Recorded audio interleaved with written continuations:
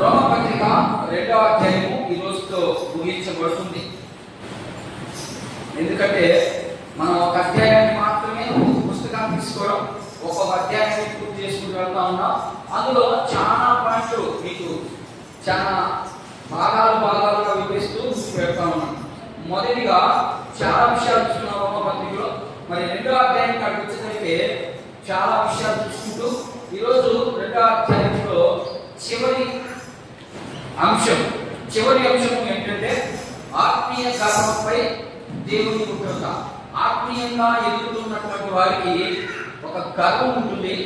ఆ గర్వాన్ని ఉండకూడదు, అది మంచిది కాదు అని పౌరు భక్తులు అక్కడ ఉన్నటువంటి విశ్వాసులతో మాట్లాడుతూ కొన్ని విషయాల్లో వారికి ఏ విషయాల్లో వారు ఆత్మీయంగా గర్వంగా ఉన్నారు, మనము ఏ విషయాల్లో గర్వకారణంగా ఉన్నాం, మనము ఎందుకు దేవునికి కోపం తెప్పించే రీతిగా మనం ఉన్నామనే విషయాలు కొన్ని మనం అర్థం చేసుకునేదానికి కొన్ని భాగాలుగా నేను రాశాను.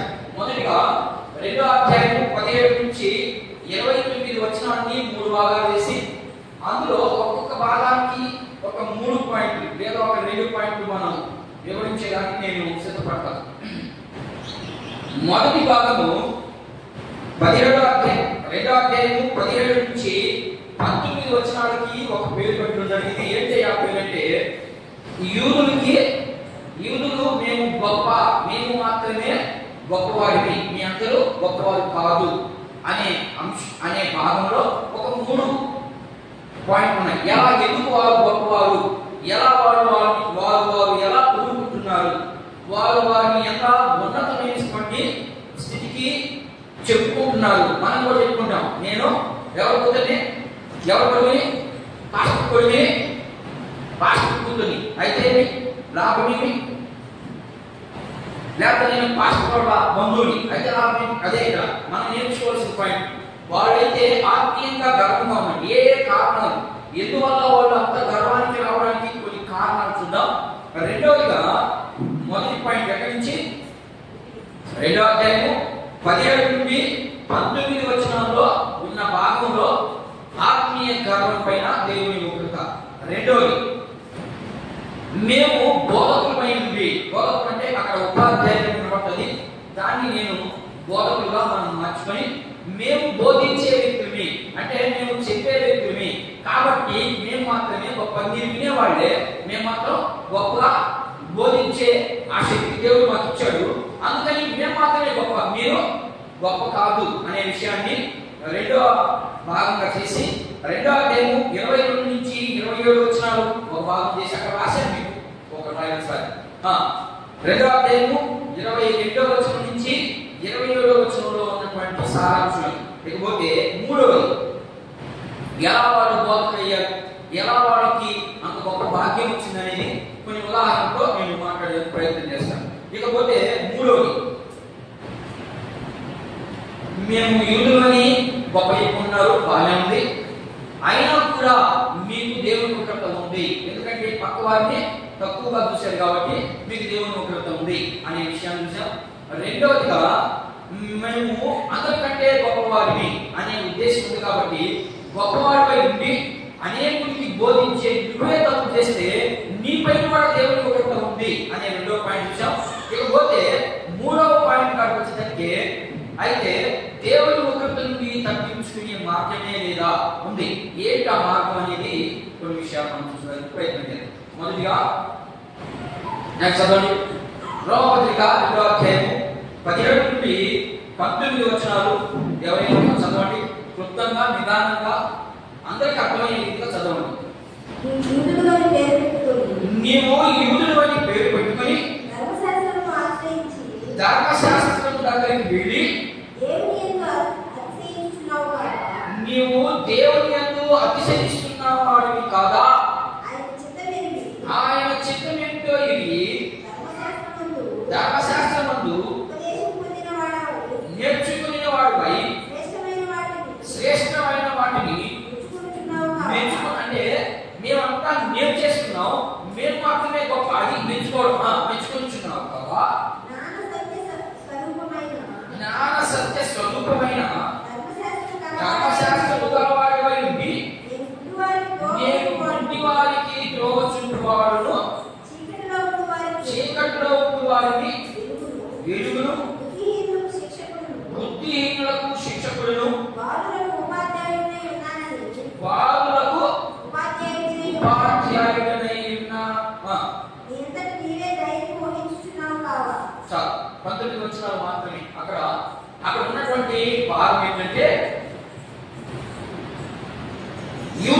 పేరు పెట్టుకున్నావు కదా. యూదులు అని, అసలు యూదులు అనే పేరు ఎక్కడి నుంచి వచ్చింది? వీళ్ళేమైనా పెట్టుకున్నారా? లేకపోతే దేవుడు వీళ్ళని సపరేట్ గా మీరు యూదులు, ఈ పొలవాళ్ళందరూ వేరే వాళ్ళని చెప్పారా అనే విషయాన్ని ముందుగా మనం తెలుసుకునేదానికి ప్రయత్నం చేయాలి. ఇక్కడ రాసేది ఎందుకు ఆత్మీయ గర్వం వీరికి కొన్ని కారణం. మొదటి కారణము యూదులు అని అక్కడ చూశారు, మీరు మొదటి వచనంలో చూశారు. యూదులు అని వీళ్ళకి చాలా గర్వం. అసలు యూదులు అనే పేరు ఎక్కడి నుంచి వచ్చింది? అసలు ఈ యూదా అనే పేరు దేవుడు ఏమన్నా వారికి ఇచ్చాడా అనే విషయాన్ని మనం పరిశీలన చేసుకుంటా వస్తే అందులో మొదటి భాగం యూదులు అనే పేరు ఎలా వచ్చింది వారికి. అసలు యూదులు, ఇశ్రాయేలీయులు లేకపోతే రకరకాలైనటువంటి పేర్లు వచ్చాయి. ఆ పేర్లని ఎక్కడి నుంచి వచ్చాయి అనే విషయాన్ని మనం చూసుకున్నట్లయితే రాజుల మొదటి గ్రంథం చూద్దాం. ఎక్కడి నుంచి వచ్చి ఆ పేర్లు కొన్ని కొంత నేను వివరిస్తాను అక్కడ చదివితే. రాజుల మొదటి గ్రంథం 12వ అధ్యాయము మొదటి వచనం. రాజుల మొదటి గ్రంథము 3వ దినమందు రాజుల మొదటి గ్రంథము 12వ అధ్యాయము 1వ వచనం. రెహబామునకు పట్టాభిషేకము చేయుటకు ఇశ్రాయేలీయులందరూ షెకెమునకు రాగా రెహబాము ఎక్కడికి వెళ్ళినా ఈ షెకెము అనే ప్రాంతానికి వెళ్ళాడు. ఎవరైనా రెహబాము.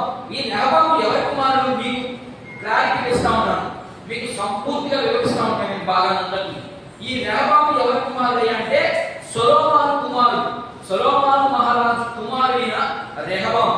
సొలొమోను ఉన్నంత కాలము రాజ్యము ఐక్యంగా ఉంది. ఏ రాజ్యము? ఇశ్రాయేలీయుల 12 గోత్రాలు ఏకంగా ఉన్నారు. ఎప్పుడైతే సొలొమోను మహారాజు చనిపోయాడో, చనిపోయిన వెంటనే ఎవరికి వచ్చింది పట్టాభిషేకం అయ్యా అంటే తన కుమారుడికి వచ్చింది. ఆయన పేరే రెహబాము. ఆయనకి వచ్చిన తర్వాత ఆయన ఏం చేశాడంటే వాళ్ళు తండ్రి చెప్పినట్టుగా వాళ్ళు చేయక పట్టాభిషేకం తీసుకున్న తర్వాత రెహబాము ఏం చేశాడంటే సొలొమోను కొంత వాడి మీద భారం పెట్టాడు. ఏంటి ఆ భారం అంటే శిస్తు కట్టాలని, మనకున్నాయి ఇప్పుడు శిస్తు కట్టాలని, ఇంటి పన్నుని, నీళ్ళ పన్నుని, ఇలాంటి పన్నుల భారము ఆల్రెడీ సొలొమోను మహారాజు పెట్టినటువంటి దానికంటే అధికముగా కొన్ని బాధలు పెట్టాడు. శిస్తు కట్టాలి, ఇంటి పన్ను కట్టాలి, తర్వాత వచ్చి కుళాయి పన్ను కట్టాలి. ఇప్పుడు ఉన్నటువంటి అప్పుడు వాడు ఏం చేశాడంటే నువ్వు ఈలో నడిచినందుకో డబ్బు కట్టమన్నాడు. ఇది ఎక్స్ట్రా అంటే ఉదాహరణ చెప్తా ఉన్నాను. నీవు ఇంకేదైనా ఆస్తి ఉంటే పన్ను కట్టాలి. కానీ ఉదాహరణకి ఇవన్నీ లేనిపోని భారాలు రెహబాము తన ప్రజల మీద, ఇశ్రాయేలీయుల మీద పెట్టాడు. భారం పెట్టగానే వీళ్ళు రాజు సొలొమోను రాజు చెప్పిన దానికంటే అధికంగా చేశారని వీళ్ళకి కొంతమంది పెద్దలు ఉంటారు, కొంతమంది ఇశ్రాయేలీయులకి నాయకులు ఉంటారు. 50 మందికి ఒక మనిషి, 10 మందికి ఒక మనిషి, అట్లా 100 మందికి ఒక మనిషి, 1000 మందికి ఒక మనిషి, ఇట్లా వాళ్ళకి దాన్ని మనం అపోస్తలుల కార్యంలో చూస్తాం. మీరు మంచి వారిని, పెద్దవారిని కొంతమంది ఎన్నుకోండి అని చెప్తాను. ఆ పెద్దల్లో కొంతమంది ఏం చేశారంటే అయ్యా మీ నాయకుడు మాత్రం మాకు భారం పెట్టలేదు, నువ్వు వచ్చిన తర్వాత మాకు కష్టమైపోతా ఉంది, మేము సంపాదించుకున్న దాంట్లో నీకు శిస్తు కట్టేస్తే నీకే అంతా ఇచ్చేస్తే మేము మా కుటుంబాల్లో పోషించబడలేకపోతున్నాయి, కాబట్టి మాకు కొంచెం ఏదైనా నువ్వు ఏదన్నా మీ ఆయన కంటే నువ్వు ఏదైనా తగ్గిస్తావని నిన్ను పట్టాభిషేకం చేసి రాజుగా ఎక్కిస్తే నువ్వు ఇంకా మా మీద లేకపోతే భారాలు పెడుతున్నావు, కాబట్టి కొంచెం తగ్గించే ప్రయత్నం చేయి అని అడిగారు. అడిగితే ఈయన ఏం చెప్పాడంటే, ఎవరు రెహబాము ఏం చెప్పాడంటే నేను తగ్గించను, ఖచ్చితంగా నేను చెప్పింది చెప్పినట్టుగా చేయాల్సిందే అని ఎప్పుడైతే ఈయన ఖండితంగా చెప్తాడో అప్పుడు రాజ్యము 2 భాగాలు అయిపోయింది. ఎట్లా అయిపోయిందంటే ఇశ్రాయేలీయులు 10 గోత్రాలు వారు ఒక పక్కకు వచ్చేసారు, వాళ్ళు ఉత్తర భాగాన్ని స్వాధీనపరుచుకున్నారు. 2 యూదా, బెన్యామీన్ ఈ 2 గోత్రాలు ఒకవైపుకు వచ్చి వీళ్ళు ఒక ప్రాంతాన్ని అంటే దక్షిణ భాగాన్ని వీళ్ళు తీసుకున్నారు. ఇప్పుడు రాజ్యం ఏమైపోయింది? 2 భాగాలు అయిపోయింది. 2 భాగాలు అయిపోయిన తర్వాత యూదా రాజ్యము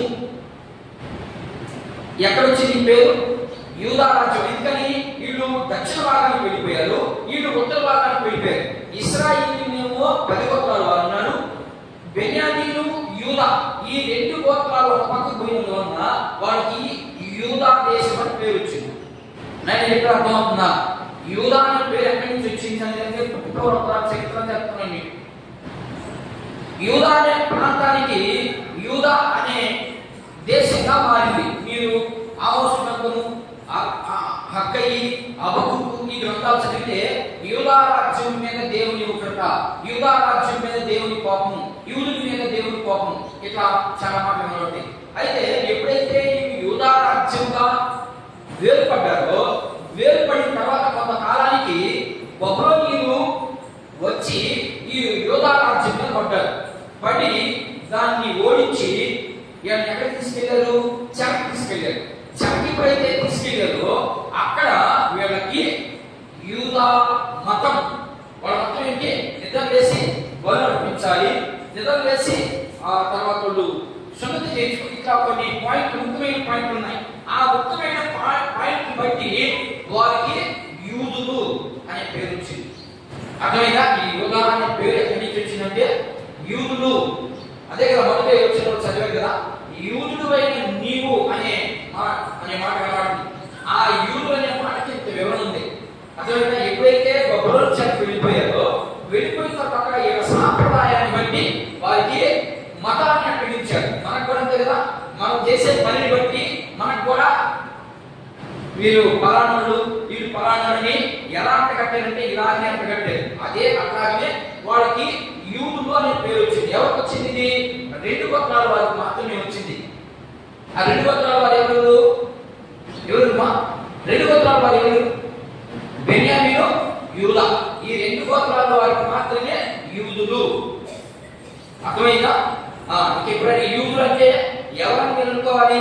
బెన్యామీనికి సంబంధించినటువంటి సంతానము, రెండు యూదా అనే వ్యక్తికి సంబంధించినటువంటి సంతానము మాత్రమే యూదులు అనేది మీరు గుర్తుపెట్టుకోండి. అందుకని మేము యూదులు అని పేరు పెట్టుకొని కూర్చోదు యూదులు అని పేరు పెట్టుకొని ధర్మశాస్త్రమును ఆశ్రయించంటే ధర్మశాస్త్రం దగ్గరికి వెళ్ళి దేవుని నువ్వు అతిశయించుచున్నావు అంటే మమ్మల్ని మేము దేవునితో సమానంగా పోల్చుకుంటున్నారు మీరు అనే విషయాన్ని లేవనెత్తాడు. లేవనెత్తి అక్కడ ఏం చెప్తున్నాడంటే యూదులు అనే పేరు ఎలా వచ్చిందనే దాన్ని చూసుకున్నాం. ధర్మశాస్త్రం మాకు ఇవ్వబడింది, అందులో చాలా ప్రాముఖ్యమైనటువంటి విషయాలు. ఎందుకు? ధర్మశాస్త్రం మాకు ఇవ్వబడింది కాబట్టి మేము మాత్రమే గొప్పవాడు. ఎట్లా? ఏ విషయంలో గొప్పవారు అంటే మొదటిగా బలు మేము తప్ప మీరు చేయకూడదు. ఎవరు అర్పించాలి? బలు లేవి గోత్రం వారు మాత్రమే అర్పించాలి. అందుకని బలు మేము చేస్తే మీ పాపాలు పోతాయి. మీరు తప్పు చేస్తే మీరు మా దగ్గరకు వస్తే మా దగ్గరకు వచ్చిన తర్వాతే మీకు విడుదల విమోచన జరగదనే ఉద్దేశంతో బలు మేము చేయాలి. మొదటి విషయం. రెండో విషయం, వాగ్దానాలు అంటే రోమపత్రిక 3:2 మనకు కనబడతాయి. మొదట దేవుని వాగ్దానాలన్నీ యూదులు పాలన చేయబడింది అనే మాట కనబడుతుంది. ఇకపోతే 3 నిబంధనలు మావి. దేవుడు నిబంధనలు చేశాడు, అబ్రహాముతో చేశాడు. అబ్రహాము మా సంతానం, అబ్రహాము మాకు తండ్రి అనే గొప్ప ఉద్దేశాలతో ఈ మాట కూడా చెప్పారు. నిబంధనలు మావి. తర్వాత 4వది సున్నతి ఎవరు చేయించుకోవాలా? ఇశ్రాయేలు మాత్రమే చేయించుకోవాలి. అందులో ఆ సున్నతి చేయించడానికి ఎవరు నియమించారు దేవుడు అంటే యూదులు మాత్రమే ఆ సున్నతి చేసే బాధ్యత వాళ్ళకి మాత్రమే ఇచ్చాడు. అందుకని మేము గొప్పవారిని, మాకు ఆత్మీయంగా అంటే దేవుని ప్రజలంగా ఉన్నటువంటి మేము మాత్రమే గొప్పవారు, మీరందరూ గొప్పవారు కాదు అనే విషయాన్ని తెలియపరిచారు. ఇప్పుడు మనం కూడా చాలా మందిని ఏ విషయంలో గొప్పవారిని మనకు కూడా కొంత గర్వం ఉంది. అక్కడైతే యూదులకి ఏమేమి గర్వం ఉంది? బలులు మేము చేయాలి, వాగ్దానాలు మేము చేయాలి, నిబంధనలు మావి, సున్నతి మావి, అందుకని మాకు గర్వం, మేమే గొప్ప అనుకుంటారు. ఇప్పుడు సంఘంగా కూడబడినటువంటి మనం ఏ విషయంలో గర్వం మనకి ఒకసారి చెప్పాలి మీరు? వాళ్ళకైతే అవి ఉన్నాయని మేమే గొప్ప అని కాపాడేస్తాం. మరి మీకు సంఘంలో చేర్చబడినటువంటి మీకు ఏ గొప్పతనాలు ఉన్నాయని మీరు కాపాడేస్తారు? మీకు కూడా దేవుని తప్పదు అనే విషయాన్ని చూపిస్తా ఉంటారు. ఏ విషయాలంటే నేను చెప్పదా ఏ విషయాలు గర్వం అంటే నేను పాట బాగా పాడతాను అంతే, నాకు ఒరే గర్వం. నేను వాక్యాన్ని బాగా వివరించగలను, అదొక గర్వం. నేను వాక్యాన్ని బాగా చదవగలను, నేను లేకపోతే ఆ సంఘం లేదు, నేను చెప్పకపోతే ఆ స్థలం అంతా గబ్బుట్టుకోవాలి. ఇవన్నీ గర్వాలే. నీకు దేవుడు ప్రేరేపించాడు, నిన్ను నియమించాడు, ఆ పని నువ్వు నోరు మూసుకొని నీకు ఇష్టమైతే నువ్వు చేతనైతే నువ్వు చేయవా, లేకపోతే పక్కన కూర్చోవడం. నేను లేకపోతే లేదు, నేను చేయకపోతే ఆ పని అవ్వదు అని అనుకున్నావా, నీ మీద గ్యారెంటీగా దేవుడు వస్తుంది అనే విషయాన్ని తెలియపరుస్తూ కొన్ని విషయాలు మనం చూసేదానికి ప్రయత్నం చేద్దాం. ఈ మొదటి విషయంలో ధర్మశాస్త్రము మాకు మాత్రమే ఇవ్వబడింది. ఎవరికి ఇవ్వబడింది ధర్మశాస్త్రం? 2 వచనాలు టోటల్ చదువుతామే. నిర్గమకాండము 20వ అధ్యాయం 1 నుంచి 17 వచనాలు రాసుకోండి. 6వ వచనం మాత్రమే మీకు చదవండి అని చెప్పండి, టైం సరిపోదు. టోటల్ గా ఆజ్ఞలు మావి, ఇంకెవరి కాదు ఆజ్ఞలు. ఆజ్ఞలు పంపించాయా? మనకు లేవు. క్రొత్త నిబంధనలో వచ్చినటువంటి ఆజ్ఞ గురించి నేను మాట్లాడలేదు. పాత నిబంధనలో ఆజ్ఞలు సంఘానికి లేవు. ఇశ్రాయేలుకి తప్ప ఇంకెవరికి వర్తించబడవ ఆజ్ఞ. చదవండి 20వ అధ్యాయం 6వ వచనం. నిర్గమకాండము 20వ అధ్యాయం ఆజ్ఞలు మావి అన్నారు కాబట్టి నన్నే చదవమంటారా? దేవుడు ఈ ఆజ్ఞలన్నీ వివరించి చెప్పాడు. నీ దేవుడైన యెహోవాను నేనే దాసుల గృహమైన ఐగుప్తు దేశంలో నుండి నిన్ను వెలుపలికి రప్పించి నేను తప్ప వేరొక దేవుడు నీకు ఉండకూడదు. ఇది ఆజ్ఞ. ఆజ్ఞలో ఇశ్రాయేలుకి ఏం చెప్తామని అక్కడ, మీరు ఐగుప్తులో దాస్య గృహంలో ఉన్నారు, ఆ దాస్య గృహంలో నుంచి విడిపించాను కాబట్టి నేనే మీకు దేవుడిని అని చెప్పాడు. ఇది ఇశ్రాయేలుకి. మరి నీకు ఆజ్ఞ వర్తించబడదా? సంఘంగా కూడినటువంటి మనకి ఆ ఆజ్ఞలో నుంచి మనకి ఏం నేర్పించాలనుకున్నాడంటే, నీవు చేసిన పాపం నుండి నేను తప్ప విడిపించేవాడికి ఎవరి కొట్టని సపోర్ట్ ఏం అర్థం కావట్లేదా? ఇశ్రాయేలుని ఎక్కడున్నారు వీళ్ళు? దాస్యం అంటే వీళ్ళు చెరలో ఉన్నారు. ఎవరో చెప్పు పని చేయాలి, వాళ్ళుగా పనిచేసిన కుదరదు. అలాంటి స్థలంలో నుంచి ఇప్పించాను నేనే దేవుడిని మీకు అని చెప్పి వాళ్ళకి ఆజ్ఞించాడు. ఇప్పుడు నువ్వు చేసినటువంటి పాపాలు, సంఘంగా కూడబడినటువంటి మనం చేసినటువంటి పాపాలు, మనం చేసినటువంటి అవరోధాలు, దేవుని ప్రతి దినం, ప్రతి పూట, ప్రతి క్షణం బాధపెడుతున్నటువంటి మనల్ని విడిపించేదానికి ఆయన ఎక్కడికి వచ్చాడు? శిలువ మరణానికి ఎక్కించాడు. ఎక్కించినటువంటి అంత గొప్ప వ్యక్తికి చప్పట్లు కొట్టలేదు. మీరు ఎవరు చేయగలరా? ఇట్లాంటి ఈ యాగాన్ని ఎవరైనా చేయగలరా? ఎవరు చేయలేరు. ఎంత మంచి దేవుణ్ణి మనం ఏం చేస్తున్నాం? తృణీకరిస్తున్నాం. ఆయన చెప్పిన ఆజ్ఞలను పాటించడం లేదు. ఆయన ఏమైనా చెప్పాడు మీకు భారం? ఆయన ఏమైనా కొత్తగా రేవామికి ఏమైనా భారం పెట్టాడా? అన్నింటినీ తగ్గించాడు ఆయన. అన్నింటినీ తగ్గించి నేను చెప్పింది మాత్రమే విను, అంతే. నేను చెప్పింది మాత్రం విను. తొందరపడతావు, బాధపడతావు, కష్టం వస్తుంది, శ్రమ వస్తుంది, సంతోషం వస్తుంది. నువ్వు నా వైపు చూడంటే నువ్వు ఇంకెవరి వైపు చూడవు. ఎవరి వైపు చూడాలా? బాధ వచ్చిందా ఆయన వైపు చూడాలి, సంతోషం వచ్చిందా ఆయన వైపు చూడాలి, పాపం చేసావా ఆయన వైపే చూడాలి. అసలు పాపం చేస్తే ఆయన వైపు ఆయన దగ్గరికి రాణిస్తాడు. పాత నిబంధనలో రానివ్వండి. ఎలాంటి భాగ్యాన్ని ఇచ్చిన దేవుడిని మీరు ఎంత నిర్లక్ష్యం పెట్టాలని మీరు ఊహించుకోండి ఒకసారి. మనం పని చేసుకున్నంటే ఈరోజు ఈ మాట మాట్లాడుతున్న దేవుడు గురించి మనం ఎంత నిర్లక్ష్యం. దేవుని సన్నిధి రమ్మంటే నిర్లక్ష్యం, దేవుని ఆరాధించకంటే నిర్లక్ష్యం, దేవుని పని చేయాలంటే నిర్లక్ష్యం. ఈ నిర్లక్ష్యానికి అంతటికి ఒకరోజు మనం పనిష్మెంట్ అనుభవించాల్సిందే. చెప్పాడు కదా, నువ్వు యూదుడని పేరు పెట్టుకుంటే ఏ గొప్ప నీకేమన్నా ఫలితం ఉందా? యూదుడే కానీ దేవుడు చెప్పినట్టు చెప్పలేదు. అందుకని ఈ పని కూడా దేవుని ఉపయోగిస్తుంది అని వాళ్ళకి చెప్పి మనకి నేర్పించేదానికి మనం కూడా దేవుని ప్రజలని మన పేరు పెట్టుకొని యేసుక్రీస్తు ప్రభువుని నమ్ముకొని చేయరాని కార్యాలు చేస్తూ ఆయన చెప్పిన మాట వినకుండా మన ఇష్టానుసారంగా మనం బ్రతుకుతుంటే మన పైన కూడా వస్తుంది ఒకరోజు దేవుని దండన. ఇది మొదటి పాయింట్. వాళ్ళకి ఆజ్ఞలు మావి అనే దానికి మనకు కూడా ఆజ్ఞలు ఇచ్చాడు ఆయన. ఆజ్ఞను నేను జ్ఞాపకం చేశాను. లేకపోతే రెండవది లేవియాకాండం 18వ అధ్యాయం 4-5 వచ్చిన డాక్టర్ చదువునాయి. కొత్త చదవాలి, సమయం చదువుకోవాలి, లేకపోతే మన రేపు వారం కూడా పొరవుతుంది. లేవియాకాండము 18వ అధ్యాయము 4-5 వచ్చిన బలుల గురించి మాట్లాడుతున్నారు. అమ్మా మీరు నా యొక్క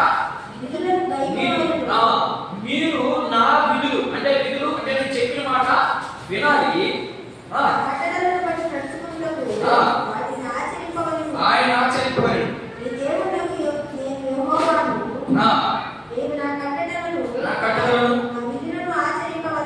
నేను చెప్పింది చేయాలి. అప్పుడేం చెప్పాడు ఆయన? మీకు నేను కొన్ని కట్టలు ఇచ్చాడు. అయ్యే బరువు అప్పుడు మీరు పాపం చేస్తే ఈ కట్టలు చేస్తే మీకు పాపం పోతాయి, అదే కట్టలు అని చెప్పాడు. తర్వాత రెండు విషయాలు చెప్పాడు. చాలా అవసరాలు ఉన్నాయి, మీకు నేనంతా చెప్పిన టైం సరిపోదు, మీకు అర్థమైంది చాలు. మొదటి ఏం చెప్పాడు? ఆజ్ఞలు మారి అన్నారు యూదులు. మీరు కూడా మేము క్రైస్తవుని బిడ్డలని చెప్తున్నాము, మేము యేసుక్రీస్తు నమ్ముకున్నాం అని చెప్తున్నారు. వాళ్ళకి ఏం చెప్పాలో వాళ్ళు చెప్పాడు, మీకేం చెప్పాలో మీరు చెప్పాడు. ఇప్పుడు రెండవది పాపం ఎవరి వల్ల పోతుందంటే మనకి ఈ లోకంలో ఉన్న వారి వల్ల, మీ అమ్మ వల్ల, లేకపోతే మీ పిల్లల వల్ల, లేకపోతే మీ తల్లిదండ్రుల వల్ల, లేకపోతే రక్త సంబంధం పోతా వాళ్ళు క్రీస్తు ప్రభు దగ్గరకు వస్తేనే ఆ క్రీస్తు ప్రభువుని మనం ఎప్పుడైతే వెంబడిస్తామో అప్పుడు మాత్రమే మన పాపం పోతుందని రెండవ విషయంగా తెచ్చాడు. ఇకపోతే మూడవది వాగ్దానాలు వారి చూద్దాం. ఆదికాండం 15వ అధ్యాయం తొందరగా చదవాలి. నేను ఒక్కొక్క విషయాన్ని మాత్రమే మీకు ఉదాహరణ చూపిస్తున్నాను. ఎందుకంటే వాళ్ళ గర్వం ఏమైపోయిందంటే ధర్మశాస్త్రం మాకు ఇవ్వబడింది, అందులో ఉన్నటువంటి అన్ని కూడా వారే, మీకు సంబంధం లేదు అనే గర్వంతో ఉన్నారు. ఆ గర్వాన్ని వాళ్ళకి ఆ గర్వం నుండి తప్పించుకోవాలి అంటే, లేకపోతే ఆ గర్వంగా ఉండే ఉపయోగం వస్తుందని దేవుడు హెచ్చరిక చేస్తాను. తీసారా? 15-4 వచ్చింది. యెహోవా వాక్యం అతని ఎదుటికి వచ్చి దాన్ని అంతా ఆపేసి 7 వచ్చింది. మీరంతా ఇంటికి చదువుకోవాలి. 16 వచ్చినా చదువుకోవాలి మీరు వరుసగా. మరియు ఆయన ఇది నిబంధన ఎవరితో చేస్తాడంటే అబ్రహాముతో చేసిన నిబంధన. నిబంధన నియమా దేవుడు చేసిన నిబంధన ఏంటి చెప్పగలరా? చాలా మంది చెప్తారు 2 నిబంధనలు అంట. 2 నిబంధన చేసిన ఆయన ఇశ్రాయేలుతో నిబంధనలు వేరే, ఆజ్ఞలు వేరే. చాలా ఉన్నాయి, అన్ని తెలుసుకోవాలి మనం. నిబంధనలు ఎన్ని నిబంధనలు చేశాడు? ఎంతమందితో నిబంధన చేశాడు ఆయన? చాలా నిబంధన చేశాడు. మోషేతో నిబంధన చేశాడు, అది కానాను నిబంధన. అబ్రహాముతో నిబంధన చేశాడు, అది స్వాస్థ్యంగా ఇచ్చే నిబంధన. మోషేతో చేశాడు, చాలా మందితో చేశాడు ఆయన. యాకోబుతో చేశాడు, దావీదుతో చేశాడు. చాలా ఉన్నాయి నిబంధనలు. మనం ఏమనుకుంటామంటే మనకు బైబిల్ గురించి సరైన అవగాహన లేదు కాబట్టి మనం మాత్రము కొత్త నిబంధన, పాత నిబంధన ఈ రెండు వ్యక్తికి ఒక నిబంధన నాకు తెలియదు. లేదు, మీరు బాగా చదవాలి, అధ్యయనం చేయాలి. ఎందుకు బైబిల్ని మనం పదే చదవాలని చెప్తాను ఎందుకంటే ఎప్పుడైతే మీరు చదువుతారో దాంట్లో ఉన్నటువంటి సత్యం బయటకు వస్తుంది. మీరు చదవకనే ఇక్కడ ఉన్నోడు గొప్పవాడు అయిపోతున్నాడు, మీరు మాత్రము వీడు ఇంటికే వినాలి. లేదు, దేవుడు అలాంటి ఆ రూల్ పెట్టలేదు. మీరు కూడా నేర్చుకోవాలి, మీరు కూడా తెలుసుకోవాలి. అది దేవుని యొక్క ఉద్దేశం. మనం ఏం చేస్తున్నాం? మనం పని చేసుకునేదానికి, వండుకునేదానికి, తినడానికి, కొడుకునేదానికి, నిద్రపోయేదానికి శ్రమం జరగడం లేదు. మనం ఎప్పుడు చదువుకుంటాం ఈ వాక్యాన్ని? చదివితే కదా తెలుస్తుంది దేవుని ఉద్దేశం. ఇది రెండో విషయం. వాగ్దానాలు అవి మాకు మాత్రమే ఇవ్వబడింది. ఇప్పుడు ప్రాముఖ్యమైనటువంటి ఇంకొక మాట ఉంది. సున్నతి మాది అందులో ధర్మశాస్త్రంలో ఉంది. సున్నతి వల్ల మేము అబ్రహాము సంతానమయ్యాం. అబ్రహాము సున్నతి చేయించుకున్నాడు, అదే రీతిలో మేము కూడా సున్నతి చేసుకున్నాం. చదువు సున్నతి గురించి రోమపత్రిక 2:3.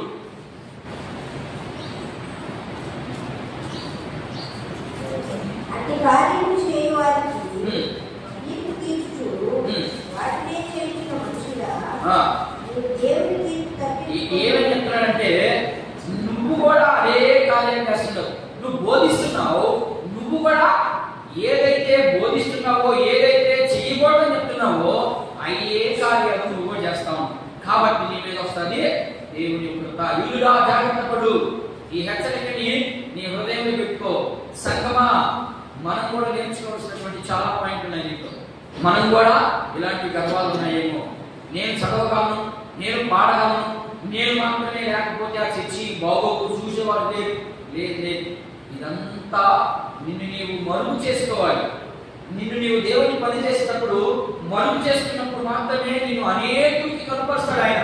నువ్వు మరుగుపరచకుండా నువ్వు బహిరంగంగా ఉన్నావు అంటే నువ్వు ఆ గ్రామానికి మాత్రమే, లేకపోతే నీకు సంబంధించినటువంటి ప్రజలకు మాత్రమే కనపడతావు. పొరపాటు ఎవరికి నువ్వు కనపడవు. నువ్వు ఎప్పుడైతే మరుగు చేస్తావో, నువ్వు ఎప్పుడైతే లోపల మాత్రమే దేవుని పని, దేవుని కార్యాలు జరిగించాలనే ఆలోచన నీకు ఉంటుందో, అప్పుడు ఆటోమేటిక్ దేవుడు నిన్ను, నువ్వు ఆలోచించిన ఆలోచన బయట వారికి తెలియదు, నిన్ను మాత్రము దేవుడు చూసి అనేకుడికి బయట చూపించడానికి ప్రయత్నం చేస్తాడు. ఇది మనం మొదటి భాగంలో నేర్చుకోవాల్సినటువంటి పాయింట్. ఇందులో ఆయన యోహాను సువార్త 8వ అధ్యాయం 33 నుంచి చదువుదాం. అబ్రహాము మా సంతానం నుండి, మేము మాత్రమే అబ్రహాము సంతానం అనే గర్వం కూడా ఉంది. చదువునాయి. యోహాను సువార్త 8వ అధ్యాయం 33. వారు ఏంటంట? ఎవరు వీరు? యూదులు. అంతే. పరిసయ్యులు యూదులు ఉన్నారు కదా, పరిసయ్యులే యూదులు. ఓకేనా? ఆ రెండు గోత్రముల నుంచి వచ్చిన వారు మాత్రమే ప్రాముఖ్యులు. అందుకని మేము అబ్రహాము సంతానం అండి, మేము నరకానికి వెళ్ళాం. ఎందుకని? రేపు దేవుని న్యాయపీఠం ఎదుట అబ్రహాము అక్కడ నరక ద్వారం దగ్గర కూర్చొని ఉన్నాడంట, కుర్చీ వేసుకొని. ఆ కుర్చీ వేసుకొని అక్కడ కూర్చోన్నప్పుడు ఎవరైనా ఇశ్రాయేలు ఎవరైనా చనిపోయి అక్కడికి వెళ్తా ఉంటే నరకం ద్వారం దగ్గరికి, ఒరే బాబు నువ్వు ఎందుకు వచ్చే ఇక్కడికి, నువ్వు సొంత చేయించుకున్నావు, నువ్వు అబ్రహాము సంతానం, నీకు నరకం లేదు, నీకు మాత్రం ఎక్కడికి, పరలోకం నీకు అని చెప్పారంట. అనే ఉద్దేశాలతో ఉన్నారు. ఏం లేదు, తప్పు అనే విషయాన్ని తెలియపరుస్తా ఉన్నాడు. ఇది మొదటి విషయం. ఇకపోతే అందులో మేము బోధకులు, మేము ధర్మశాస్త్రాన్ని బోధించేది మేము, వాళ్ళ తప్ప ఇంకెవరు ధర్మశాస్త్రం చదివేదానికి లేదు. ఎందుకంటే వాళ్ళకి 5 సంవత్సరాల నుండి, ఇప్పుడు 5వ సంవత్సరం నుండి 12వ సంవత్సరం దాకా తల్లే వాళ్ళకి నేర్పించాలి. ఆ తరువాత వాళ్ళ పాఠశాలలో ప్రాథమికంగా వాళ్ళకి సునగోగులు అని పేరు ఉన్నారు. మీరు సునగోగులు ఎంతగా సునగోగులో చదువుకునేవాడు. ఇప్పుడు పౌలు గారు ఎక్కడ చదువుకున్నారు? పౌలు అంతే. దానికి ఎందుకు సైతం ఉన్నారు? మీరు గమనీయులు అనే దగ్గర నేర్చుకున్నాడు. గమనీయులు అనే యూదుల రబ్బీ దగ్గర నేర్చుకున్నాడు ఆయన. అర్థమైందా? రబ్బీ అంటే అర్థం ఏంటంటే బోధకుడు, బోధించేవాడు అని అర్థం. ఆ బోధించేవాడు దగ్గరికి వెళ్ళి ఆయన నేర్చుకున్నాడు. అలాగనే ఆ రోజుల్లో వాళ్ళకి నేర్చుకునే దానికి 5 నుంచి 12 వచ్చిన 12 సంవత్సరాల వయసు దాకా తల్లిదండ్రులు నేర్చుకోవాలి. 12 ఏళ్ళ పైబడిన తర్వాత అంటే వాళ్ళకి మెచ్యూరిటీ టైం, అంటే జ్ఞానం వచ్చిన తర్వాతనే బయటకు వెళ్ళాలి. మరి ఇప్పుడు తెలుసుకోవడం కూడా తప్పు చేయద్దు అనేది దేవుని ఉద్దేశం. సరే, ఇది మొదటి విషయం. బోధకులమని మొదటి విషయం కంప్లీట్ అయిపోయింది. ఎందుకని వాళ్ళు గొప్ప అనుకుంటున్నారంటే, మేము యూదుల్ని, ధర్మశాస్త్రం మాకు ఇవ్వబడింది, అందులో ప్రత్యేకంగా నిబంధనలు మాతోనే చేశాడు, వాగ్దానాలు మాకే ఇచ్చాడు, సున్నతి మమ్మల్ని చేయమని, కాబట్టి మేము మాత్రమే గొప్పవారిని అని అనుకుంటున్నారు. లేదు యూదులా, నువ్వు కూడా బోధించే, నువ్వు వాగ్దానం ఇచ్చే, నువ్వు చేయమన్న పని చేయకుండా ఉన్నావు కాబట్టి నీకు కూడా తప్పదు దేవుని ఉగ్రత అనే విషయాన్ని తెలియపరిచే మొదటి విషయం కదా కంప్లీట్ చేసి. ఇకపోతే రెండో విషయం, బోధకులనే గర్వం. మేము బోధించే వాళ్ళమని అదొక గర్వం. ఎందుకంటే మేము బోధించేవాడు అంతకంటే గొప్పవాడు. ఉదాహరణకి నేను దావీదు తీసుకున్నాను, మీరు ఎవరినైనా తీసుకోండి. నేనైతే దావీదు తీసుకున్నాను. దావీదు బోధకులమని వీళ్ళు ఏం చేశారు? చదువు అన్నమాట. 22వ చదువు సార్. దానికి కరెక్ట్ గా సమాధానం అయిపోవాలి. 21 నుంచి చదువు. 21 నుంచి చదువు. రోమపత్రిక 2వ అధ్యాయం 21 నుంచి. మొదటి భాగం అయ్యింది, రెండో భాగంలో ఏంటి అవుతుంది? చదువు.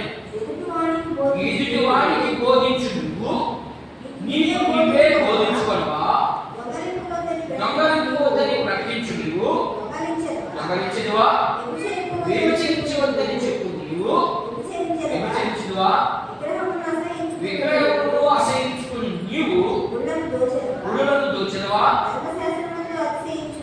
ధర్మశాస్త్రమందు అతిశయించు, నీవు ధర్మశాస్త్రం వీటి వలన దేవుని అవమానించదువా, వ్రాయబడిన ప్రకారము మిమ్మల్ని ప్రత్యేకంగా దేవుని నామమును అన్యజనుల మధ్య దూషింపబడుచున్నది. నీవు ధర్మశాస్త్రం అనుసరించి ప్రవర్తించువాడివైతివా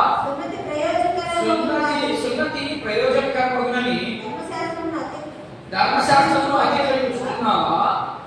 నీవు సున్నతి కాకపోను కాబట్టి సున్నతి లేనివాడు ధర్మశాస్త్రపు నీతి విధులను కైకొనని ఎడల అతడు సున్నతి లేనివాడేంటి సున్నతి గలవాడుగా ఎంచబడినవాడుగా మరియు స్వభావమును బట్టి సున్నతి లేనివాడు ధర్మశాస్త్రమును నెరవేర్చిన ఎడల అక్షరమును సున్నతి గలవాడే ధర్మశాస్త్రమును అతిక్రమించు నీకు అర్థమైంది. చాలు, మీకు అర్థమైందా? మళ్ళా మీకు అర్థమయ్యేందుకు నాకు తెలిసి మళ్ళా ఇంటికి చదవండి. నేను చెప్పిన దాన్ని యూట్యూబ్లో ఉంటుంది కాబట్టి మళ్ళా వినండి, ఖచ్చితంగా అప్పుడు అర్థమవుతుంది. ఒక్కసారి మీకు మాత్రం ఖచ్చితంగా అర్థం అవ్వదు. ఇక్కడ ఏం చెప్తున్నానంటే, బోధించే నీవే దేవుడు నా పక్షాన ఉన్నాడు అనుకున్నటువంటి నువ్వే తప్పు చేస్తే ఏవే తప్పు చేస్తాడని ఇక్కడ రాయబడింది. దొంగిలించొద్దని చెప్తాడు, వీడే దొంగిలిస్తాడు. ఒకటి. రెండు, వ్యభిచరించొద్దని చెప్తాడు, వీడే వ్యభిచరిస్తాడు. ఇప్పుడు నేను దావీదు మాత్రమే ఉదాహరణగా తీసుకున్నాను. దావీదు ఒక రాజు, అవును కదా? రాజు అందరికంటే గొప్పవాడు, అందరికంటే పెద్దవాడు. ఆయనే తప్పు చేశాడు. ఎవరి విషయంలో? ఊరియా భార్య విషయంలో. ఊరియా భార్య విషయంలో 10 మందికి చెప్పే వ్యక్తే ఈయన తప్పు చేశాడు. కానీ ఆయన తప్పుని కప్పిపుచ్చడానికి, ఊరియా మీదకి నెట్టడానికి ఎన్నెన్నో ప్రయత్నాలు చేశాడు. మనం 51వ కీర్తన కానీ మనం చదివితే చూడండి ఒకసారి ఎంత అద్భుతంగా రాస్తాడు చూడండి. ఆయన చేసినటువంటి తప్పులన్నింటినీ కూడా ఎలా ఒప్పుకుంటున్నాడు చూడండి. మనకు ఆ ఒప్పుకోలు మనసే రావట్లేదు ఏంటి? చూద్దాం ఒకసారి 51వ కీర్తన చూద్దాం. ఆయన అక్కడ చదువు, 1 నుంచి 2 వచ్చిన దేవా ఏం చేస్తాడు ఇక్కడ? ఏమేం చేశాడంటే అక్కడ ముందు ఏం జరిగిందంటే మీకు కొంత వివరిస్తాను. సమయం సరిపోకపోయినా వివరించడానికి ప్రయత్నం చేస్తాను. ఏం మాట్లాడుతున్నాడు దావీదు మహారాజు? దావీదు మహారాజు ఏం మాట్లాడుతున్నాడు దేవుడితో? దేవా నీ కృప చొప్పున నన్ను కరుణించు అంటున్నాడు. అప్పుడు దాకా ఈయన అసలు ప్రార్థనే చేయలేదు, అలాంటి మాటలే మాట్లాడలేదు. ఊరియా విషయం, ఊరియా భార్య విషయం ఏం జరిగిందంటే, ఊరియా అనే ఒక సైనికుడు దావీదు గుంపులో, దావీదు యొక్క రాజ్యాన్ని కాపాడేదానికి ఒక గుంపులో ఒక సైనికుడుగా ఉన్నటువంటి వ్యక్తి. ఎవరు? నేను మీరు నా సాయి చూడాలి. మీకు చదివితే ఏం అర్థం కాదు, వినడమే ప్రాముఖ్యం. నేను తరవచ్చినంత మాత్రాన మీకు ఏం అర్థం కాదు. ఊరియా దావీదు గుంపులో ఒక సేవకుడుగా ఉన్నాడు. అలాంటి వ్యక్తిని వాళ్ళకి పెళ్ళయింది, 10 రోజుల తర్వాత మాత్రం మాట్లాడండి కుదరదు. పెళ్ళైనా పెళ్లి అవ్వకపోయినా వాళ్ళకి యుద్ధము స్టార్ట్ అయిందంటే ఈ రోజు పెళ్లి చేసుకుని భార్యను తీసుకుని ఇంట్లో వదిలిపెట్టేసి యుద్ధానికి వెళ్ళిపోవాలి. ఈ రోజు కూడా ఇదే జరుగుతాం ఇశ్రాయేల్ దేశంలో. కాబట్టి వాడిని ఈ రోజు కూడా ఏమీ చేయలేకపోతున్నారు. అక్కడ ఆడవాళ్ళు యుద్ధం చేస్తారు.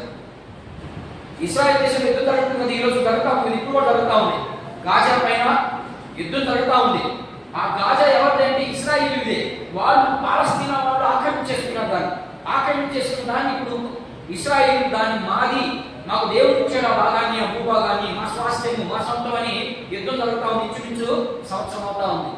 సంవత్సరం రోజుల్లో యూదులు తక్కువ మంది చచ్చిపోతున్నారు, పొరవ ప్రాంతాల్లో అంతా కూడా ఎక్కువ మంది చచ్చిపోతా ఉన్నారు. కారణం ఏంటంటే దేవుడు వారి పక్షాన్ని ఉన్నాడు. అందుకని దేవుని చిత్తంలో అది జరగాలని ఇంకా జరగటానే ఉంది. అట్లాగే దావీదు మహారాజు దగ్గర అయిన పనిచేస్తున్నాడు. ఎవరు? ఊరియా పనిచేస్తుంటే ఈ రోజు ఉదయం పెళ్ళయింది, సాయంకాలానికి బోరధ్వనులు వినపడ్డాయి. పక్క దేశంలో యుద్ధానికి మన మీదకి వస్తా ఉన్నారు. కాబట్టి ఈ ఊరియా యుద్ధ నైపుణ్యం కలిగినటువంటి వ్యక్తి, ఎవరిని ఎక్కడ పెట్టి ఎలా చంపించాలో అంత జ్ఞానం కలిగిన వ్యక్తి ఊరియా. ఈ ఊరియాని తీసుకెళ్లి ఖచ్చితంగా యుద్ధంలో నిలబెట్టాలి. నిలబెట్టకపోతే ఇక్కడ దోషేసుకుంటారు, వచ్చి యుగా రాజ్యాన్ని దోషేసుకుంటారు. అందుకని దావీదు మహారాజు పెళ్ళైన వెంటనే దావీదు మహారాజు ఏం చేశాడంటే ఆయన ఒక ముగ్గురు అల్లుళ్ళు ఉన్నారు.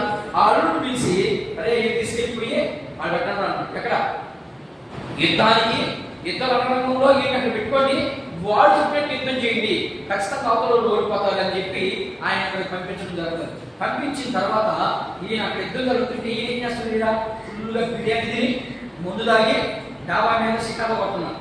షికారు కొట్టేటప్పుడు ఊరియా భార్య అంటే పెళ్ళైంది కదా, ఉదయాన్నే పెళ్ళైంది, మధ్యాహ్నాన్ని తీసుకుపోయి ఆయన ఇచ్చేశారు. ఈ సాయంకాలం స్నానం చేస్తుంది. ఎక్కడ మధ్య ఏ టోపీ ఉండదు అనమాట, అంటే పై భాగంలో ఏ కప్పు ఉండదు. అలాంటి దాంట్లో స్నానం చేస్తా ఉంటే ఈయన డాబా మీద విధి మీద చేసి చూశాడు. చూసి ఇద్దరిని భటులు పంపించి ఆవిడ తెప్పించేసుకున్నాడు ఇంటికి. ఎందుకంటే రాజు ఆయన మాటగా తిరిగి లేదు, తెప్పించేసుకున్నాడు. ఆమెకి గర్భం వచ్చేసింది. కొంతకాలం జరిగేదానికి ఆమెకి గర్భం అని తెలిసిపోయింది. తెలిసిపోతుందనే ఇప్పుడు ఆ గర్భాన్ని ఎవరి మీద వేయాలా, రాజు మీద వేసుకుంటాడా, వేసుకోడు. ఇప్పుడు తన భర్త మీద వేసడానికి ఆ యుద్ధం జరుగుతా ఉంటే ఆ యుద్ధం నుంచి రప్పించేశాడు. ఎవరిని, ఊరియాని యుద్ధం నుంచి రప్పించేసి ఊరియా అనే వ్యక్తికి ముందు తప్పించి పడగదిలో పంపించాడు. ఈ పోయినట్టు కొన్ని రోజులు ఆ వాక్యం కూడుకొని కానీ మొత్తం ఏం చేయలేకపోయాడు. ఎందుకని ఆ చేసిన తప్పుని, దావీదు చేసినటువంటి తప్పుని, అందుకని ఇక్కడ బోధకులు అయ్యి నువ్వే తప్పు చేస్తే, నువ్వు పాస్టర్ అయ్యి నువ్వే తప్పు చేస్తే, విశ్వాసాన్ని నువ్వే తప్పు చేస్తే పడతాది నీ మీద కూడా. నేను అంత మించి చెప్పలేను. రెండో రోజు పోయాడు, మంచం దాకా పోయాడు, పడిపోయాడు, ఆడ పట్టుకున్నాడు. మూడో రోజు పోయాడు, ఇది మాత్రం ఏమొస్తుంది, పట్ట ముందుకు వస్తా ఉంది. ఆమె పట్ట ముందుకు వస్తుంది. ఇక్కడేమో తప్పు మాత్రము ఊరి అనేది రావలేదు. ఎందుకని పెళ్ళైన మధ్యాహ్నానికి పంపించేసాడు యుద్ధానికి. మరి ఇంకెలా వచ్చింది లాభం? ఇలాంటి డౌట్ వస్తుందని ఇక కుదరదని చెప్పి దావీదు ముగ్గురు అల్లుళ్ళు పిలిచాడు. ముగ్గురు అల్లుళ్ళు పిలిచి ఒరే బాబు ఇది ఇక కుదరదిగా వీడిని తీసుకుపోయి 50 రోజుల ముందు మీద చనిపోయింది నన్ను చంపేశారా, యుద్ధంలో చచ్చిపోయాడు పాలనలు అని చెప్పేశాడు. చంపించింది ఎవరు? దావీదు చంపించి యుద్ధంలో చచ్చిపోయాడు పాపం అనే ప్రకటన చేశాడు. అది దేవుడి విధిగా నువ్వు నేను చేసే తప్పు ఖచ్చితంగా దేవుడు చూస్తా ఉంటాడు. దావీదు తప్పు చేశాడు, తోసేశాడు ఊరియా మీదకి. లేకపోతే యుద్ధం దేశం మీద తోసేశాడు. తోసేసిన కొద్ది రోజులకి నాతాను ప్రవక్తని ఆవరించాడు దేవుడు. వీళ్ళు కాబట్టి దావీదు దగ్గర పోవడం చిన్న పని. రాజు ఎందుకు తేలిక పని కాదు ఆ రోజుల్లో.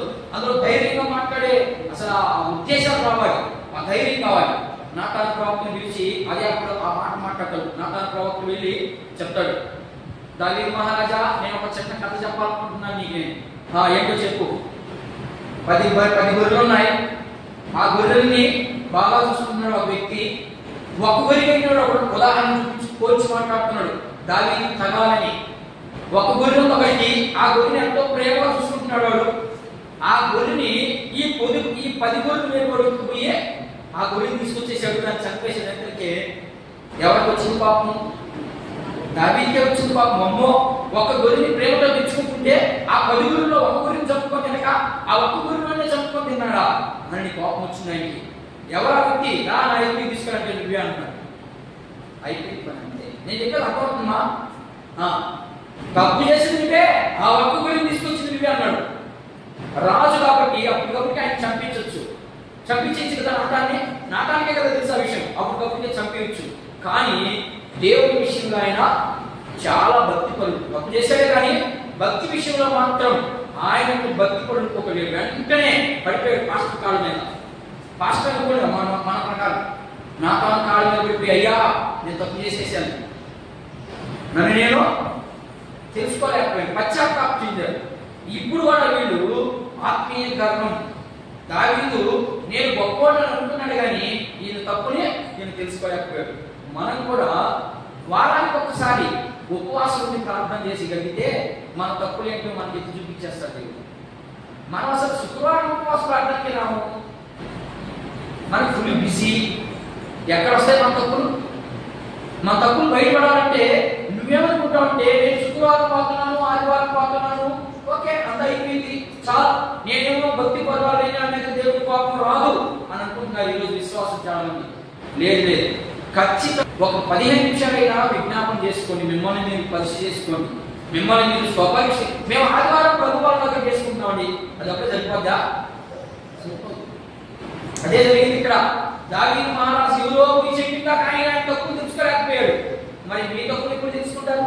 మీరు ఎప్పుడు పశ్చాత్తాపం వస్తుంది? మీకు అసలు పశ్చాత్తాపం వస్తుందా? మనకి మేము తప్పు చేయలేదు అని అనుకొని సింపుల్ వెళ్ళిపోతా ఉన్నారు. లేదు లేదు, మనం ఏం తప్పు చేస్తామమ్మా? నోటితో తప్పు చేస్తాం, తొందరపాటులో మాట్లాడేస్తాం, ఆవేశంలో మాట్లాడేస్తాం. ఇది తప్పే, నీకు తప్పు కాకపోవచ్చు కానీ దేవుడి విషయంలో తప్పే. నువ్వు మాట్లాడిన మాట కూడా చెప్పాలి. నేను రావాలి ప్రభు సన్నిధికి వచ్చి, ప్రభువా దుష్టినయ్యా, పాస్టినయ్యా, నువ్వు ఎప్పుడైతే పశ్చాత్తాపడతావో, అవతల వ్యక్తి నేను బాధ పెట్టానయ్యా, అవతల వ్యక్తి నేను అనవసరంగా తిట్టాను ప్రభువా, ఒకవేళ నీ తప్పు కాకపోయినా వాడి తప్పైనా ఎదుటి వాడి తప్పైనా నిన్ను నువ్వు సరి చేసుకునేది అదే. పశ్చాత్తాపం లేనటువంటి ప్రార్థన అది శుద్ధ వ్యర్థం. మొదట పశ్చాత్తాపం చెందాలి. దావీదు మహారాజు పడ్డాడు కింద, అమ్మకాలేదా అంటూనే అయ్యా తప్పై మీ దగ్గరే ఆ మాట చదువుతున్నాయి. కీర్తనలో 51 కీర్తన 1-2 వచ్చిన దేవా చూడండి, ఆ కృప అనే మాటలు ఎంతుందో చెప్పంటారా? ఒక అరగంట సేపు చెప్తాను నేను ఆ కృప అనే మాటలో. దేవా, నేను చేసిన తప్పుని నీవు నాకు కనపరచకుండా నువ్వు పోయి నీ భక్తుడైనటువంటి నాతానుకు తెలియపరిస్తే, నాతాను డైరెక్ట్ గా నాతో వచ్చి మాట్లాడాక, ఎందుకని నేను రాజునని, నేను ఏమైనా చేయగలిగిన అధికారం నా దగ్గర ఉందని ఆయన ఉదాహరణతో, ఆ ఉదాహరణ చెప్పిందే, ఆ ఉదాహరణతో వచ్చి నా దగ్గర మాట్లాడి నన్ను సరిచేపించి నా తప్పుని నాకు తెలియపరిచినటువంటి వ్యక్తి ఎవరైనా ఉన్నారంటే అది నువ్వే. అది ఆ కృపలో ఉన్నటువంటి ఆ వివరణ అంతా. కృపలో ఉన్నటువంటి వివరణ పోతే చాలా అక్కడ సింపుల్ గా రాసేసాడు. దేవా, నీ కృప చూపున నన్ను కరుణించాడా? ఎంత వివరణ జరిగింది అక్కడ? కృప అనే దాంట్లో ఎంత వివరణ ఉంది అక్కడ? అంత చేస్తామంటే ఎక్కడి నుంచి వస్తుంది దేవుడి దీవెన? మనకి రావాలిపోతే అంతే. నేను మీకు చాలా సార్లు చెప్పాను, మా ఇంటికి ఐక్యత కలిగి నివసించుట ఎంత మనోహరమో, ఎంత మేలు. అసలు ఐక్యత ఉందా? ఐక్యత తప్పు చేస్తాము మనం. ఒకరినొకరు పౌరంటే అదే మాట తీసుకొని ఒకరినొకరు హెచ్చరించుకుంటూ, ఒకరినొకరు బుద్ధి చిక్కుకుంటూ చర్చికి రావాలా? ఎందుకు రాలేదు? నేను చెప్పాను, ఇక్కడ సంఘం అంటే మీరేదో సింపుల్గా వచ్చి ఇక్కడ కూర్చొని వెళ్ళిపోయారనుకున్నారు. లేదు, సంఘము అంటే దానికి చాలా వివరణ ఉంది. దాన్ని ఇబ్రీ భాషలో, గ్రీక్ భాషలో ఎక్లీషియా అంటారు. ఎక్లీషియా అంటే అర్థమైన సంఘం గురించి సరైన అవగాహన లేదు మీకు. అందుకని వాడు చర్చి రాకపోతే నాకెందుకు? నువ్వు అడగాలి కష్టంగా, అది నీ బాధ్యత. ఎందుకు రాలేదు? ఏమన్నా బాధ, ఏమన్నా శ్రమ? రాండి, అందరం కలుసుకొని కూర్చొని ప్రార్థన చేద్దాం. మనం చేసే ఉంటే ఉంది, ఇస్తాడా ఇవిడా నీకు అనవసరం. నువ్వు చేయడమే నీ పని అంతే. ఇవ్వడా దేవుడు? ఈ పని అది ఆయన ఇష్టం. అందుకని యోగు అన్ని తీసుకొని మళ్ళీ ఏమంటారంటే యెహోవా ఇచ్చిన యెహోవా తీసుకున్నంతే. సింపుల్. ప్రార్థన చేయడమే నీ వంతు. ఈ ప్రతిఫలం ఇవ్వడం ఎవరంతు? దేవుని వంతు. నువ్వు నేను చేసినంత మాత్రాన ఏం కాదు. అల్లా శిక్షించకపోతే ఆ ప్రార్థన ఏం వినడు, ఎక్కడికి పోయినా వినడు. నీ మీద కనికలు ఉంది. ఇప్పుడు దావీదు మీద కనికలు ఉంది కాబట్టి నాతాను పంపించాడు, లేకపోతే దావీదుని చంపేయాలి దేవుడు. అంతే రూల్. దేవుడికి దావీదు మీద ప్రేమ ఉంది కాబట్టి నీకు నాతాన్ని హెచ్చరించాడు. నాతాను విండు, నా బిడ్డకు చెప్పు, నా బిడ్డ తప్పు చేసాడు. ఆ తప్పుని తన మీద రుద్దుకోకుండా, తను ఒకవేళ రుద్దుకోకపోయినా నా దగ్గరకు వచ్చి పశ్చాత్తాపడకుండా నేను చేసింది తప్పు కాదు అని అనుకుంటున్నాడు. ఓ చూపించు, పోయి తప్పు చెప్పు అన్నాడు. పంపించాడు. పంపించిన వెంటనే దావీదు పిలిపించాడా? లేదు, సరెండర్ అయిపోయాడు. మరి మీరు సరెండర్ కాకుండా పోతున్నాం మనం. దేవుడి పని అంటే మిమ్మల్ని ఏమైనా పాట కొట్టేమన్నా, లేకపోతే మీ ఆస్తులు రాసేమన్నా? దేవుడి సన్నిధిలోకి వచ్చి ప్రార్థించండి అన్నాను ఖాళీగా ఉండకుండా. నేను చెప్పిన పాయింట్ ఏంటంటే, మీరు డబ్బులు తేవలేదు, మిమ్మల్ని డబ్బులు అడగను, మీ ఆస్తులు రాసేమని అడగను. నేను ఏమడగాలి అంటే, ఖాళీగా ఉన్నప్పుడు చర్చిలోకి వచ్చి 2 ప్రార్థన చేసేసారు అంటే విజ్ఞాపన చాలా ప్రాముఖ్యంగా. ఈ విజ్ఞాపన చేసినప్పుడు మన కుటుంబాలు కూడా బాగుంటాయి, మన కుటుంబాలు కూడా సంతోషంగా ఉంటాయి, సమాధానంగా ఉంటాయి. ఒకవేళ లేదా అందరూ కలిసి ప్రార్థన చేద్దాం. దేవుని చిత్తమైతే ఆ కుటుంబాల నుంచి ఆ దరిద్రతను లేకపోతే ఆ కీడును దూరపరుస్తాడు. లేకపోతే అనుభవించలే తప్పదు. దేవుని చిత్తం లేకుండా ఏది జరగదు. అది మాత్రం గుర్తుపెట్టుకోండి. అది ఏదైనా దేవుని చిత్తం, దేవుని అనుమతి తీసుకురాకుండా మన దగ్గరికి రాదు. ఏదైనా కూడా అది రాకుండా ఉండాలి అంటే మనం రెండు విషయాలు చాలా ప్రాముఖ్యంగా ఉండాలి. మొదట ప్రార్థన, ఖచ్చితంగా ప్రార్థన చేసుకోగలిగిన వాళ్ళగా ఉండాలి. రెండవది దేవుని సన్నిధికి ఎప్పుడు కూడుకుంటప్పుడు వెళ్ళిపోవాలంటే, ఒకవేళ నేను ఉద్యోగాలు మీకు ఏదైనా ముఖ్యమైన పనులు ఉంటే నేను వెళ్ళొద్దని చెప్పను, వెళ్ళాలి. ఏ ముఖ్యమైన పనులు దానివల్ల ప్రయోజనం ఉండదు, దేవుని సన్నిధికి దూరం అయిపోతాం. అలాంటప్పుడు ఎక్కడే గ్యారెంటీగా ఎక్కడ ఉంటాడు అనే విషయాన్ని మీకు తెలియపరుస్తాను.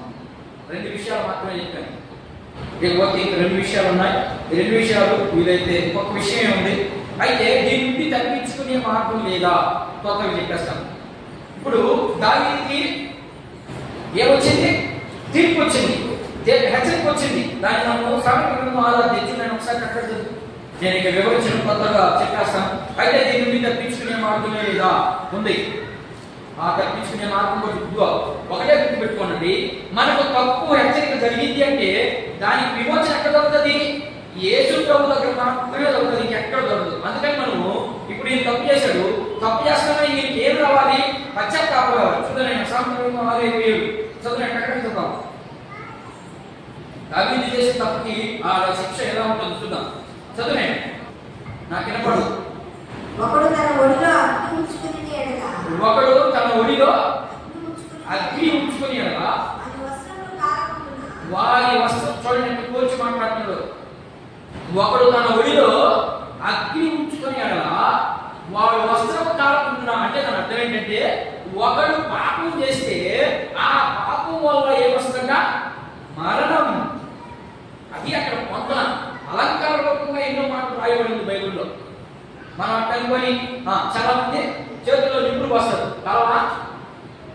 ఎంత దేవుడున్నా అది నిప్పయ్యా ఖచ్చితంగా కాలుతుంది. దేవుడు నిజంగా నీ దేవుడిని నిలబెట్టే చేతులు నిప్పులు పోస్తాడా? కాదా? రమణ ఎటువంటి భక్తి వరకు చూద్దాం, నేను పోస్తాను. ఎందుకు కాదో చూద్దాం. ఖచ్చితంగా కాలిపోతుంది. దేవుడు కూడా కాలకుండా చేస్తాడు. ఎంత సమయం? 1 నిమిషం, 2 నిమిషాలు, 3 నిమిషాలు, ఆ తర్వాత ఖచ్చితంగా కాలుతుంది. నోట్లు వేసుకొని చూద్దాం నిప్పుని.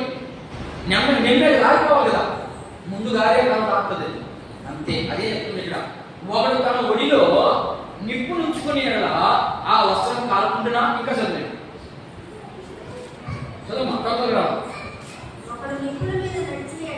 ఒకడు నిప్పుల మీద నడిచే వాడు పాదములు కమలకుండునా, కాలకుండునా కాదు. ఇక్కడ కమలకుండునా అంటే దాని అర్థం ఏంటి? నలగకుండునా అని అర్థం. చదువు. ఏంటంటే చూడు ఎంత ఉపమానంగా తీసుకొచ్చి ఇప్పుడు అసలు దాని పాయింట్ గా వచ్చేసాడు. దావీదు విషయంలో తన పొరుగు భార్య, తన పొరుగు వారి భార్య కూడువాడు ఆ ప్రకారమే నాశనం. చదువు.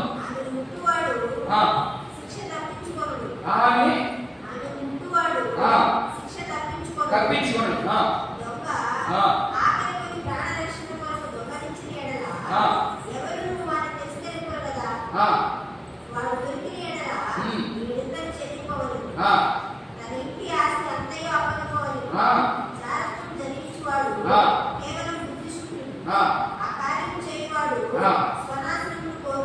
ఏంటంట? స్వనాశనం, తనకు తానే వాతాడని అర్థం. మీకు బాగా అర్థమైంది అనుకుంటాను. అందుకని బోధించే నువ్వు యూదుడా జాగ్రత్త పడు, సంగమా జాగ్రత్త పడు. వెంటనే యూదుడా జాగ్రత్త పడు, సంగమా జాగ్రత్త పడు. జాగ్రత్త పడాలి అంటే ఇవన్నీ నువ్వు తప్పించుకోవాలంటే ఎక్కడికి రావాలి? తప్పించుకునే మార్గమే కింద వివరిస్తాడు ఆయన. ఏ వచనాలంటే 27వ వచనం నుంచి 29వ వచనంలో అక్కడ ఆయన వివరణిస్తాడు. ఏ వివరణిస్తాడంటే తప్పించుకునే దానికి మార్గం ఇస్తాడు. కొన్ని వచనాలు మాత్రమే మనం చదివేదానికి ప్రయత్నం చేద్దాం. లేవియా కాండము 26వ అధ్యాయం 41వ వచనం చదివాను. ఒక్కటొక్క చదవాలి. తప్పించుకునే దానికి మార్గం చూపిస్తున్నాడు. యూదులా తప్పు చేశావు, సంగమా తప్పు చేశావు, ఆ తప్పుని కప్పిపుచ్చుకోవాలి, ఆ తప్పుని మేము ఉండకుండా ఉండాలి అంటే ఖచ్చితంగా నువ్వు చేయవలసిన పని కొత్తగానే లేవియాకాండం 26:41 వచ్చిన తర్వాత నిర్గమాకాండం 4:25 వచ్చిన రెడీ తీసి పెట్టుకోండి నాకు చదువునైనా.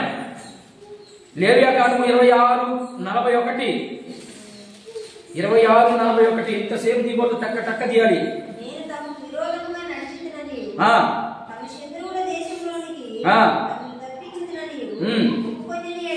ఏం చేయాలంట?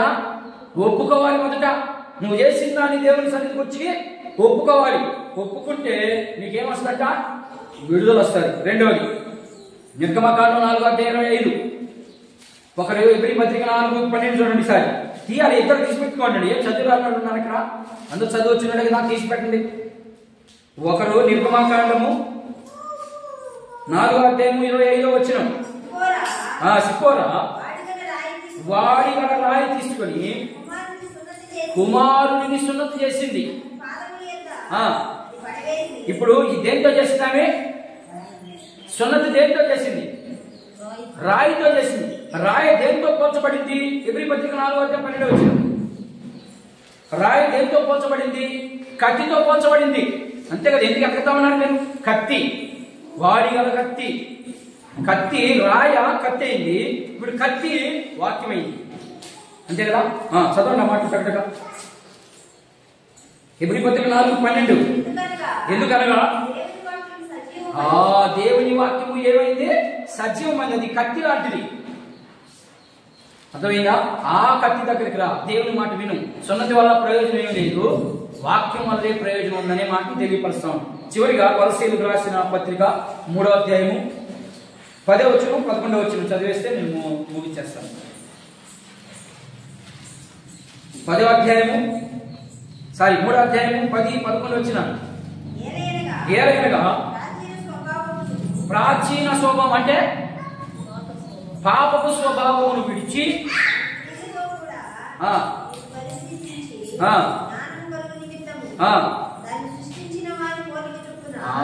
దాన్ని సృష్టించిన వాడి కోరిక చొప్పున నూతన పరచబడాలి. నూతన పరచబడాలంటే హెచ్కేల్ గ్రంథం 18:31 చదవండి ఇంటికి వెళ్ళి. ఆ తర్వాత 36:26 చదవండి. ఆ తర్వాత తీతుకు రాసిన పత్రికలో 3వ అధ్యాయం 5వ వచనం చదవండి. ఇప్పుడు చివరిగా లూకా సువార్త 18:13 చదవండి. ముగిద్దాం. మీరు ఇంటికి వెళ్ళి చదువుకోండి. అని సమయం సరిపోవట్లేదు, చదవాలి. 18:13 లాస్ట్ చివరి వచ్చిన లూకా సువార్త 18వ అధ్యాయం 13వ వచనం. అయితే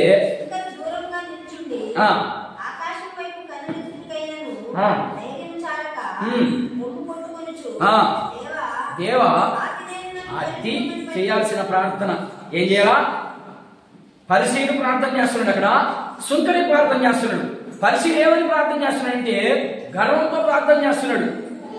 కానీ సుంకరి మాత్రం ఎలా ప్రార్థన చేస్తున్నాడంటే పాపినైన నన్ను కరుణించుము, నా ప్రార్థన ఆలకించుము, నీ ఆజ్ఞను మీరే నేను ఏ యోగ్యత లేనటువంటి నన్ను ఏటి మోకాడు త్వరగా సున్నతి చేయబడిన మనం ప్రభుత్వంలో చేయబడినటువంటి ప్రతి ఒక్కరు కూడా ప్రార్థనలో ఏకీభవించినట్టు కూడా ఏమని అక్కడ సుంకరి ప్రార్థన చేస్తా ఉన్నాడు. ఏమని ప్రార్థన చేస్తున్నాడంటే ప్రభువా నేను పాపినై ఉండగా నన్ను క్షమించడానికి మీరు ఇచ్చినటువంటి అవకాశాన్ని నేను సద్వినియోగం చేసుకుంటున్నానయ్యా, దయతో నన్ను కనికరించి నన్ను క్షమించని సుంకరి అక్కడ ప్రార్థన చేస్తా ఉన్నాడు. మరి మీరు నేను ఈరోజు ప్రభు ఎదుట మనందరం కూడా ఒప్పుకునే దానికి ప్రయత్నం చేద్దాం.